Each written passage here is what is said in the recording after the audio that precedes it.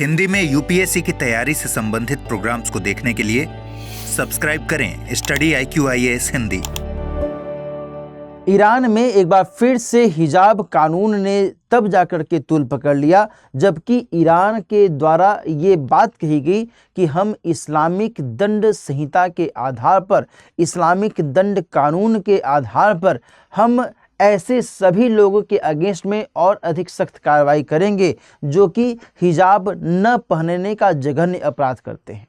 और यदि कोई ऐसा व्यक्ति मिलता है जो कि हिजाब नहीं पहनता है तो हम यहाँ तक कि उसको मृत्यु दंड तक की सजा दे सकते हैं।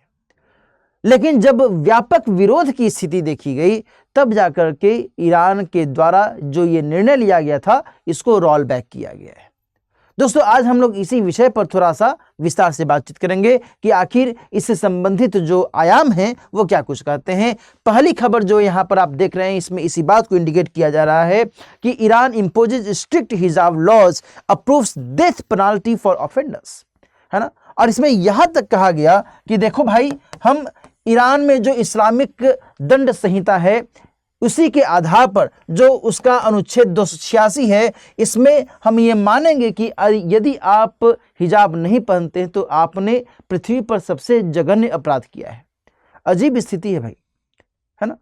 सबसे जघन्य अपराध किया है आपने और इसके आधार पर हम आपको दंडित कर सकते हैं। अब ये वहाँ का कानून है और इस कानून के अगेंस्ट में विरोध बहुत बड़े पैमाने पर देखा गया और तब जाकर के ईरान के द्वारा इस मामले में कार्रवाई की गई और इसे अब पॉज कर दिया गया है, यानी कि इसे अब रोक दिया गया है।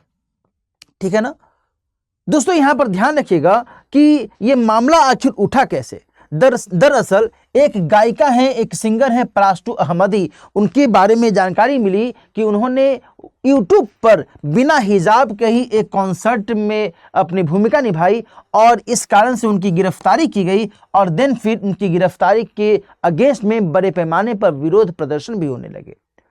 और इसी के मद्देनजर ईरान के द्वारा जो कानून लाया गया इसमें यह बात कही गई कि यदि कोई भी ऐसी लड़की है जो कि 12 साल या उससे अधिक की उम्र की है और यदि वो ऑनलाइन या ऑफलाइन, कंडीशन देखो, ऑनलाइन या ऑफलाइन यदि वो बिना हिजाब के प्रस्तुत हो रही है, बिना हिजाब के वो सामने आ रही है, तो फिर ऐसे में हम उसके अगेंस्ट में कार्रवाई कर सकते हैं, उसके अगेंस्ट में हम जुर्माना लगा सकते हैं, 15 साल तक की सजा दे सकते हैं और यह भी कर सकते हैं कि आपके अगेंस्ट में पृथ्वी पर सबसे जघन्य अपराध के आधार पर मृत्यु दंड की सजा भी दे सकते हैं। ये बातें यहां पर निकल करके सामने आ रही हैं और यहां इस बात को भी ध्यान रखिएगा दोस्तों कि इसकी आलोचना की गई। इसकी आलोचना मानवाधिकार परिषदों के द्वारा, मानवाधिकार संगठन, एमनेस्टी इंटरनेशनल, इन सभी के द्वारा की गई और कहा गया कि आप इससे जो व्यक्तिगत स्वतंत्रता है उसकी अवहेलना कर रहे हैं। व्यक्तिगत स्वतंत्रता, जीवन जीने का अधिकार,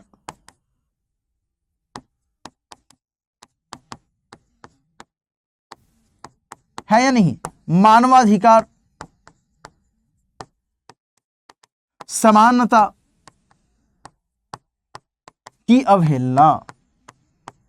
और बड़े पैमाने पर जब यह विरोध देखा गया तब जाकर के ईरान सरकार ने कहा कि ठीक है, हम इसे अब वापस ले रहे हैं, यानी अभी उसको पॉज किया है। यह नहीं है कि चलो अब हम कभी नहीं इसको अप्लाई करेंगे, पॉज किया है, अभी कुछ समय के लिए उसको रोका है। अभी आगे देखने वाली बात होगी कि इसमें क्या निर्णय लिया जाता है। इन बिटवीन दोस्तों यहां पर ध्यान रखिएगा कि ऐसा ही एक मामला 2022 में आया था। तब उस समय महाश अमीनी नाम की एक लड़की थी जिसके बारे में बहुत क्रूरता की स्थिति पता चलती है क्योंकि इसकी मौत पुलिस कस्टडी में हो गई थी। क्यों पुलिस हिरासत में इसको क्यों रखा गया था?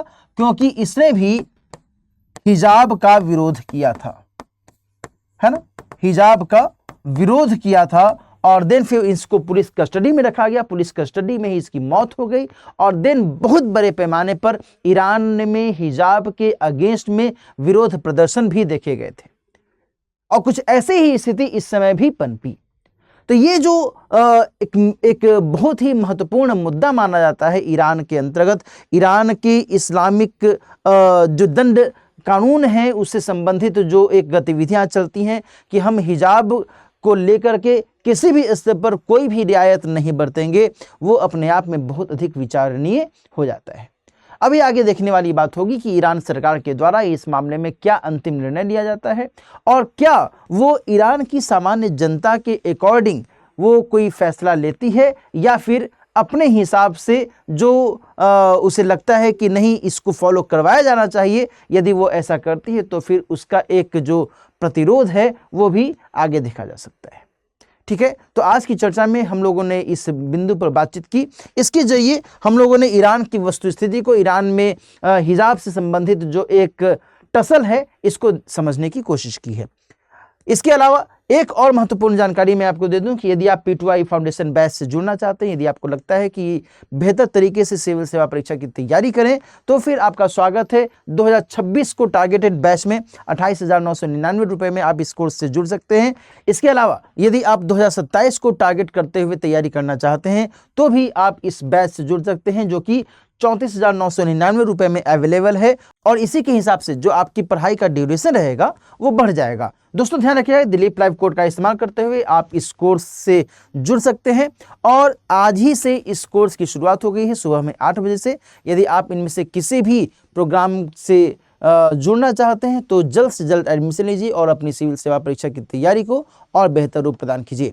इसके अलावा एक और महत्वपूर्ण जानकारी दे दूं कि यदि आप सिविल सेवा परीक्षा की तैयारी कर रहे हैं और आप चाहते हैं कि बेहतर स्टडी मटेरियल आपको मिले तो आप यूपीएससी प्रिपरेशन बॉक्स को परचेज कर सकते हैं। इसमें आपको पुस्तकों का सेट और सिविल सेवा परीक्षा की तैयारी से संबंधित महत्वपूर्ण सामग्रियां मिलती हैं, जिसके जरिए आप अपनी तैयारी को और बेहतर बना सकते हैं। इसके लिए आप दिलीप लाइव कोड का इस्तेमाल करते हुए इस प्रिपरेशन बॉक्स को परचेज कर सकते हैं। मात्र 5399 रुपये में आप इस बॉक्स को प्राप्त करके इसका लाभ उठा सकते हैं। मेरे से आप जुड़ना चाहते हैं तो फिर आप इस टेलीग्राम चैनल को सब्सक्राइब कर लीजिए, इंस्टा चैनल को फॉलो कर सकते हैं।